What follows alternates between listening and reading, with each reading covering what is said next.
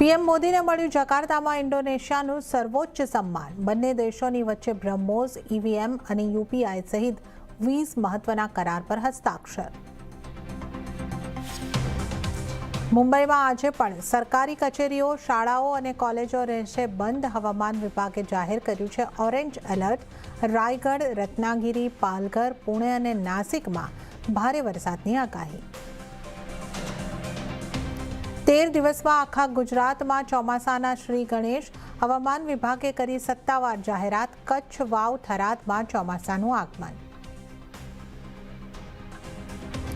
માર્કેટમાં ઉપલા સ્તરેથી આવ્યું દબાણ। વીકલી એક્સપાયરીને દિવસે નિફ્ટી ઉપલા સ્તરેથી લગભગ 150 પોઈન્ટ ઘટીને 24,400ની નીચે બંધ અને ત્યાં જ બેંક નિફ્ટી, મિડ કેપ અને સ્મોલ કેપનું પણ નેગેટિવ ક્લોઝિંગ। અને વર્ષ 2008માં થયેલા અમદાવાદ સિરિયલ બ્લાસ્ટ કેસમાં 49 દોષીઓની સજા યથાવત। ગુજરાત હાઈકોર્ટે 38 દોષીઓના મોતની સજા અને 11ને આજીવન કેદની સજા રાખી યથાવત।